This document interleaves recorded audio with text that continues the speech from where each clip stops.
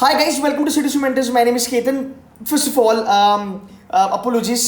मैं बहुत दिनों के बाद वीडियो बना रहा हूँ. मुझे बहुत सारे बच्चों ने मैसेजेस करके कहा था कि सर आपकी videos are required because there are only 5 days remaining for CAT. So guys ये वीडियो क्या एक्चुअली मैंने पीपीटी बनाया था 7 दिन का, but now you can consider as 5 days. Actually booster workshop चल रहे हैं C2C के. We are having around about 7 to 8 hours of lectures every single day. I take care of the VRC part. So वो थोड़ा hustle हो रहा था. That is the reason I did not get time. पर हमने बहुत सारा क्वालिटी कंटेंट डाला है आपके लिए. So now here is the deal. In this video we going to talk about करना क्या है अगले 5 दिन के लिए. And IIM का कट ऑफ क्रैक करने के लिए हमें एक फाइनल जो टचअप होता है ना अपनी एग्जाम के लिए प्रिपरेशन के लिए, वो कैसे करना है. So guys let's get started. Number one which is verbal ability. देखो पहली बात, मैं ये नहीं कह रहा हूँ कि आप 5 दिन में पूरा का पूरा कैट फोड़ोगे. मैं ये मान के चल रहा हूँ मैं कि आपने पहले भी पढ़ाई करी होगी. एंड ये जो लास्ट वाला जो माइल होता है ना, ये जो लास्ट लैप होता है, इसमें हमें बहुत सारी चीज़ें करनी होती है, बट थोड़ा ध्यान से करनी होती है, थोड़ा स्ट्रेटेजिक वे में हमें अगर वो करनी ज़रूरी होती है. और अगर हम वो कर लेते हैं तो बेटा डेफिनेटली नहीं आ पा रहे. Right now verbal ability is going to be a game changer. Okay, मैं ऑलवेज कहता हूँ, ये हर साल प्रूव हुआ है. राइट. सो गाइज अभी आपने क्या करना है, अभी आपने ये नहीं सोचना है कि आपका पेयरिंग नहीं बनता है, आपका ओपनिंग क्लोजिंग नहीं बनता है. हाँ, बिल्कुल हमें ये नहीं सोचना है. हमें बस इतना सोचना है कि यार मैं किस टाइप के पैरा जंबल्स कर पाता हूँ, मैं किस टाइप के ऑड वन आउट कर पाता हूँ, पैरा समरी और पैरा कंप्लीशन में किस टाइप की कर पाता हूँ. समझ रहे हो. तो आपने यहाँ पे ये नहीं देखना है कि मुझे ये नहीं आता, ये कांट वाला जो चीज़ है ना आपको निकालना है. राइट. आपने ये देखना है कि चलो ठीक है, क्या मैं 4 सेंटेंस वाले पैरा जंबल अच्छे से कर पाता हूँ? हाँ जी बढ़िया, कोई लोड नहीं. क्या मैं 5 सेंटेंस वाले कर पाता हूँ? शायद से मैं यहाँ पे कर पाता हूँ, बट इसके लिए मुझे कम से कम 2 मिनट लगता है, और इसके लिए मुझे राउंड अबाउट 60 सेकेंड्स भी मेरे लिए काफ़ी हो जाते हैं. मैंने C2C में हमारी जो मास्टर कैट है वहाँ पे हमने 6 सेंटेंसेस वाले भी पैरा जंबल ऐड करे हैं, और वो टीटा है. और मैंने एक्चुअली जो हमारे अभी बूस्टर वर्कशॉप चल रही है वहाँ पे मैंने ऐसे टाइप के क्वेश्चंस करे हैं, और बड़े स्ट्रैटेजी लगा के, मतलब फंडा रूल्स लगा के with in less than 1.5 minute हमने वो क्रैक करे. सो गाइस यहाँ पे ये जानना जरूरी है कि मुझे क्या आता है. अब आप बोलोगे सर ये जान के क्या ही फायदा होगा. बेटा इसमें बहुत ज़्यादा फायदा है. देख सिंपल सी बात है भाई मेरे, अगर 4 लाइन का तेरा पैरा जंबल आता है, इसका मतलब you will be picking it up. Right. So you gonna go for it. Right. अगर 5 वाला आता है, you will be going for it, but probably you will B sort of taking this in the and, जहाँ पे तुम trade off करोगे कि मान लो चलो ठीक है, you have a para summary which is sort of complicated and complex. आपको लगा कि यार this is really gonna get into my head, I am not really gonna understand this. So what you can do is you can better leave that and you can take the 5 sentence वाला para jumble. अब para jumble अगर आपको revise करना है ना, para jumble यार is all about rules. हाँ, para jumble is all about rules. और जो मैं ग्रामर के रूल्स कराता हूँ गाइस, बड़े सेक्सी रूल्स है. मैंने कुछ एक्चुअली फ्री में वीडियोस भी डाले हैं यूट्यूब पे, जाके वो देख लेना, उससे भी बहुत सारे बच्चों को फायदा हुआ है. अगर आप मेरे बच्चे हो तो हमने बहुत सारी चीज़ें करी है, बस एक बार उसको रिवाइज कर ले डैशबोर्ड पे जाके. आप अभी भी हमारा VRC का बूस्टर वर्कशॉप ज्वाइन कर सकते हो, आप ये चीज़ें अभी भी इंप्रूव कर सकते हो. बट अगेन ग्रामर के रूल्स क्या होते हैं, सिंपल सी बात है यार. देखो कनेक्टर क्या होता है, ओपनिंग क्या होती है, वंस अपॉन अ टाइम वाला जो चीज़ होता है वो ओपनिंग होता है. जहाँ तक बात है हावेवर नेवरदलेस बट के बारे में बात है. राइट. और on the one hand on the other hand, ये सब चीज़ें होती है ना, वो कनेक्टर होती है. तो गाइस यहाँ पे ये चीज़ें जानना बहुत ज़्यादा ज़रूरी है. अब इससे भी एक चीज़ होती है जो 1 लेवल अप होती है, जो मैं अभी आपको बताने वाला हूँ. और गाइस वो चीज़ ये होती है कि आप इसमें स्ट्रैटेजी कैसे ऐड करते हो. अब आप बोलोगे सर अभी इसमें क्या स्ट्रैटेजी की बात आ गई. इसमें स्ट्रैटेजी बेटा ये होती है कि जब मैं एक पैरा जंबल देखता हूँ, आप कमेंट करके बताना. देखो यार, जब भी कोई बच्चा पैरा जंबल देखता है, राइट, 1 2 3 4 सेंटेंस वाला, हम ये नहीं समझते हैं कि इसका लेवल ऑफ डिफिकल्टी क्या है इस पैरा जंबल का. हमें बस इतना समझता है कि व्हाट, ये पैरा जंबल है और मैं करूंगा. नहीं, ऐसा नहीं होता. देखो कैट में आपने एक चीज़ जाननी है, कैट में कभी कभी पैरा जंबल्स आते हैं और चारों की चारों लाइनें अलग होती है. मतलब उसमें ना कनेक्टर मिलता है, ना उसमें कुछ ओपनिंग टाइप वाला एक आध स्टेटमेंट मिलता है. तो ये वाले ना थोड़े टफ हो जाते हैं, तो इसको थोड़ा अवॉइड करना आपको जरूरी है, बिकॉज ये रीड करके ही आपको पता चलेगा. समझ में आया. बट मान लो कोई चीज़ है जो कनेक्टर के साथ आई है, ये तो कनेक्टर हो गया अपना बट हो गया, या फिर मान लो एक हो गया अपना हावेवर. अब हमें इतना समझ में आता है कि यार अगर मान लो मेरे 4 सेंटेंसेस है और एक सेंटेंस में अगर मेरे पास हावेवर करके कोई सेंटेंस लिखा है, इसका मतलब हावेवर कभी भी अकेला नहीं आता, वो जोड़ी में आता है. मतलब एक 4 में से कोई तो 2 सेंटेंसेस है जिनकी पेयरिंग बनेगी, 4 में से कोई तो 2 सेंटेंस है जिनकी जोड़ी बनेगी. राइट. इसका मतलब 2 सेंटेंस तो मेरे सॉर्टेड है, बस मुझे 2 सेंटेंस में ओपनिंग क्लोजिंग करना है. तो बेटा यहाँ पे इसके लेवल ऑफ डिफिकल्टी क्या हो गई, ये तो ईजी बन गया। तो इसके लिए आपको मेहनत करनी है। Now onwards you should know how to spot those easy questions, because देखो यार सिंपल सी बात है, मुझे लगता है 24 क्वेश्चन आएंगे आपके वीआरसी में, और अगर मैं बात करूँ 24 क्वेश्चन में से अगर मैं बात करूँ तो मुझे लगता है तकरीबन 6 से लेकर 8 क्वेश्चन आपके होंगे वर्बल एबिलिटी में। और बेटा 24 में से 24 कोई करता भी नहीं है। लास्ट ईयर अगर आप देखोगे 16 क्वेश्चन पे 99.50 बैठा था, तो आप देखो कि इतना ज्यादा फासला होता है, तो कुछ ना कुछ क्वेश्चन तो आप डेफिनेटली छोड़ने ही वाले हो, राइट। तो उस तरीके से आपको देखना है, तो पैरा जंबल के लिए आप वो करो। अब मैं बात करूंगा ऑड वन आउट के बारे में। यार ऑड वन आउट के बारे में मुझे बहुत सारे बच्चों ने थैंक्स कहा है, बिकॉज उन्होंने कहा कि सर आपने जब समझाया कि ऑड वन आउट को पैरा जंबल जैसा और पैरा जंबल को ऑड वन आउट के जैसा नहीं करना है, तो थोड़ी सी चीजें हमें समझ में आई। और ये मैंने वीआरसी बूस्टर वर्कशॉप में भी बहुत ज्यादा सेंटेंसेस ऐसे मैंने करवाए हैं। तो guys you need to understand odd one out का ना रूल ही बहुत अलग होता है। ऑड वन आउट का मतलब होता है जो उस जगह पे फिट नहीं हो पाता। तो 4 सेंटेंसेस दिए गए हैं मेरे पास, और जब क्या होता है ना, ऑथर क्या करता है, जब पैरा जंबल बनाता है ना कोई भी पेपर सेटर, तो वो क्या करता है, आपके पास जब 4 सेंटेंस होते हैं ना बेटा, तो ये 4 सेंटेंस एक दूसरे के साथ कनेक्टेड है, इनका एक दूसरे के साथ रिश्ता ऑलरेडी है, कोई तो रिलेशनशिप है, आपको बस उसकी ऑर्डर सेट करनी है। अब बहुत सारे लोग कहेंगे कि यार ऐसा ऑड वन आउट होता है जो ऑर्डर को ब्रेक करता है। Not necessarily. Odd one out वो भी होता है कि यार जिसमें मेन आइडिया काम नहीं आती, मतलब 1 3 4 ये 3 सेंटेंस एक मेन आइडिया पे चल रहे हैं और दूसरा वाला सेंटेंस कुछ अलग है, तो वो ऑड वन आउट हो गया। तो ऑड वन आउट वो होता है जो आपके गिवन ऑर्डर में फिट नहीं होता। आप समझ रहे हो, आपके गिवन ऑर्डर में वो फिट नहीं होता। और जब पेपर सेटर ये क्वेश्चन बनाता है तो वो जानबूझ के, अगर आपके पास ऑड वन आउट 5 लाइन का आता है, तो वो जानबूझ के क्या करता है, कोई भी 4 सेंटेंसेस ना एक दूसरे के साथ मिले ऐसे बनाता है और एक सेंटेंस जानबूझ के ऑड वन आउट लगाता है। आप समझ रहे हो मेरी बात। तो आप ऑड वन आउट को पैरा जंबल के जैसा मत करना, बिकॉज कैसे होगा, देखो अगर आप ऑड वन आउट के 5 सेंटेंस को पैरा जंबल के जैसा करोगे, मैंने क्या बोला, पैरा जंबल का मतलब क्या होता है, ऑर्डर होता है और एक दूसरे के साथ कनेक्शन होता है, तभी वो ऑर्डर बनता है। तो बेटा आपने उसकी ऑर्डर ढूंढनी पड़ेगी।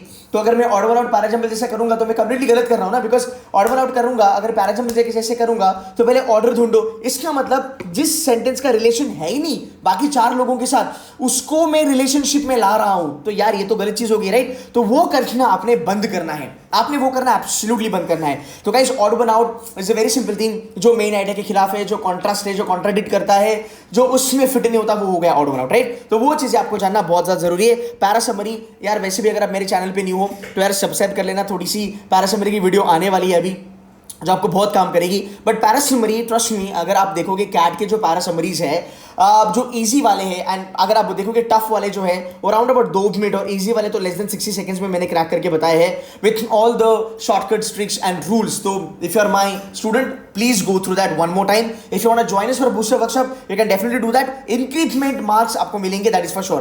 पैरा समरी के क्वेश्चन लगाना करो, पैरा कंप्लीशन के क्वेश्चन लगाना करो।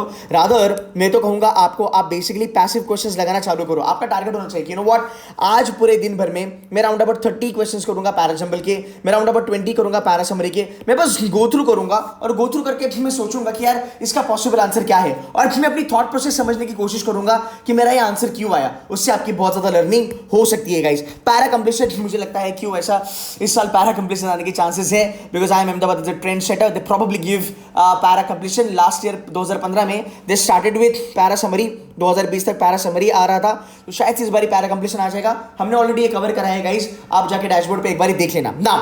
Moving ahead with one of the most important thing which is reading comprehension. अब जो चीजें मैं आपको कहूंगा ना वो थोड़ी ध्यान से सुनना, बिकॉज ये बहुत ज्यादा इंपॉर्टेंट है। पहली बात, मैं एक एक्चुअली मेरा वीडियो देख रहा था, उस वीडियो की लिंक ना मैं डिस्क्रिप्शन में डाल दूंगा। गाइस मेरा जो प्रेडिक्शन था लास्ट ईयर का, वैसे मैं ज्यादा प्रेडिक्शन को लेकर ज्यादा हवा नहीं करता, but I am telling you it was 100% spot on.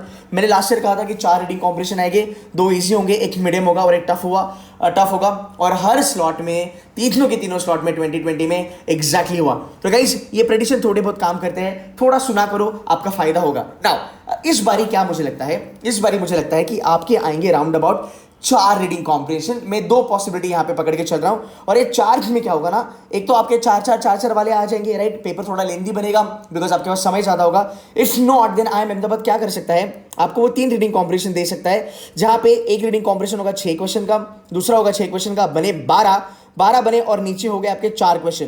तो ये एक छोटा सा स्क्वाड आरसी डालेगा और 2 आरसी लेजेंडरी डालेगा। अब आरसी में बेटा आपने करना क्या है, पहली बात रीडिंग करना, आप न्यूज़पेपर वगैरह रीडिंग करना बंद कर दो। मेरे ख्याल से सबसे बेस्ट चीज ये है कि आप सिर्फ और सिर्फ रीडिंग कॉम्प्रिहेंशन करो कैट के पेपर्स का, बाकी कुछ भी मत करना। आपने रोज I mean you still have 5 days right, 4 दिन पकड़ लो, आपने डेली बेसिस पे मान लो 4 से 5 रीडिंग कॉम्प्रिहेंशन करने हैं, बहुत ज्यादा जरूरी है। अब एक चीज याद रखना, अगर 4 रीडिंग कॉम्प्रिहेंशन आते हैं या 3 रीडिंग कॉम्प्रिहेंशन आते हैं, मैं उस तरीके से नहीं कहूंगा कि यार नंबर ऑफ आरसीज कितने आएंगे, बट मेरा एक स्ट्रॉन्ग गट फीलिंग है कि राउंड अबाउट आपके 50% का जो रीडिंग कॉम्प्रिहेंशन का जो पेपर होगा वो एक्चुअली इजी होगा, वो डुएबल होगा, बस आपने वो स्पॉट करना है। अब और एक चीज, एक मिथ है कैट के बारे में, एक एक एक एक गलत इंफॉर्मेशन पास ऑन होती है कैट के बारे में कि यार कैट में तो इन्फ्रेंस बेस्ड वाले ही आरसी बहुत ज़्यादा आते हैं।